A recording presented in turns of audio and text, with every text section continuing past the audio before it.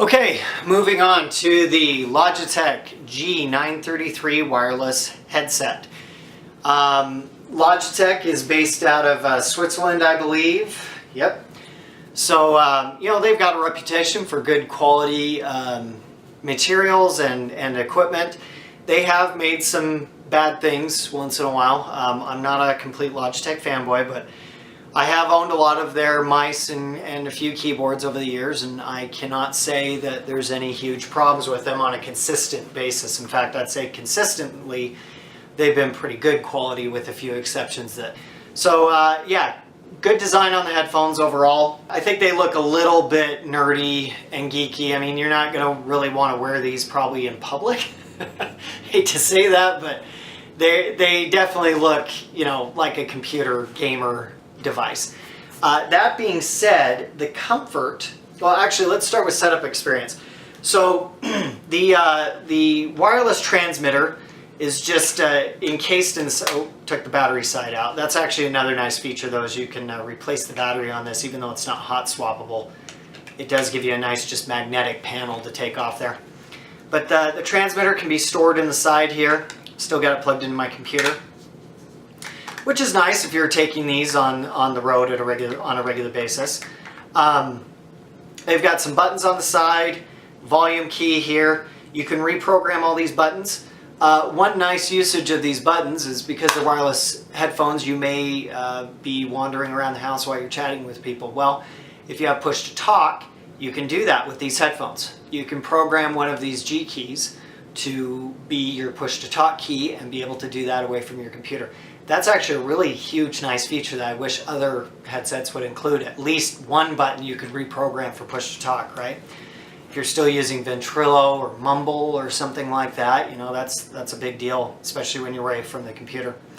So as far as comfort goes, I really like how these feel. They definitely isolate sound a little bit more than the Astros that also use a cloth cup design here.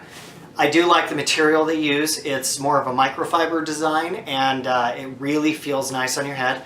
They also have numbered adjustments on each side, so you can even up the sides if you're a little OCD like me, like on that.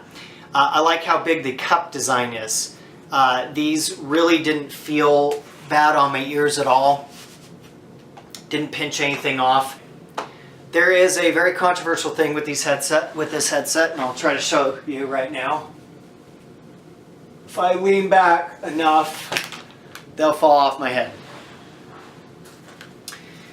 There are other videos of people like on Linus Tech Tips where it just falls off right away. Linus himself didn't have that problem, much like I don't, where if I lean back, it starts falling off, but it's not like it just falls off my head. Many other people, it just falls straight off their head. My wife is one of those people, evidently. She put it on, tilted her head back, fell straight off. That's a big problem that they need to address with the next model of these. For me, it didn't make a big difference. For others, that may cause problems. They've got the mic boom here, which is nice. It mutes when you push it up, or you can press one of these hotkeys to mute it or not. I like how it just kind of folds out of the way. It's just kind of a nice out of the way design.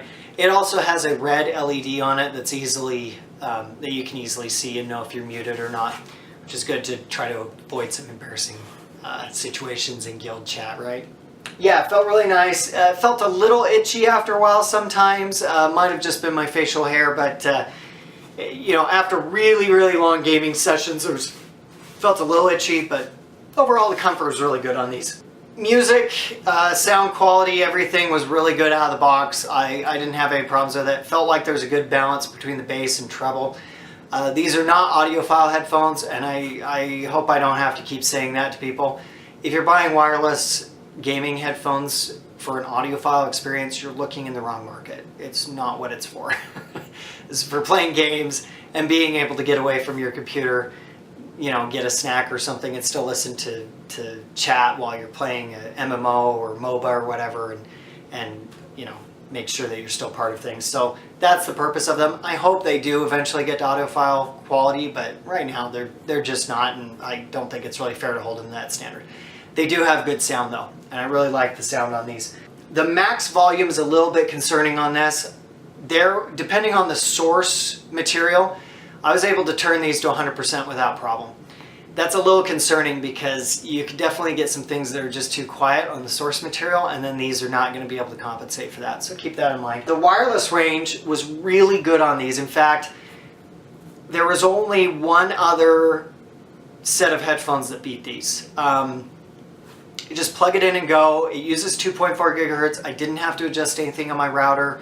We have a lot of Wi-Fi signals in this neighborhood, and I didn't experience any problems. I was able to take this clear to the top floor of our house.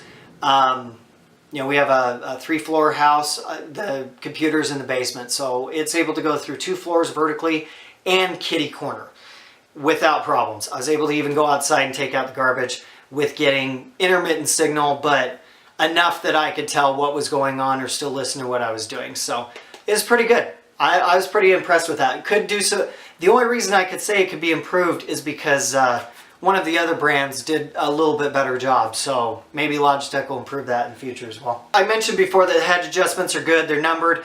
They are a little loose though. I feel like these could adjust themselves a little bit if you aren't really gentle with putting them on your head. So, you know, that's a little bit of criticism, but not much. Positional sound was good in most games. I had to use Razer Surround to get the best effect. The virtual surround on these on their own wasn't great, but I'll go into detail on that video. Software was super easy to use, and I have a video for that as well, so I won't go into the detail on that. Support. No registration was required. There was phone and email support. Phone was basically an immediate pickup with a human, which was awesome. Email support was a 4-day turnaround, so that's a little bit more concerning if you're like me and just prefer everything in writing because you've had a lot of experience with tech support agents lying to you, or maybe not lying to you, but saying one thing and then they react to your case with another promise. So anyway, yeah, that's a little concerning, but again, it was nice that I didn't have to register for anything to get help with these. That was awesome. These came in at about $170 new, which I think is a very reasonable price for what you're getting.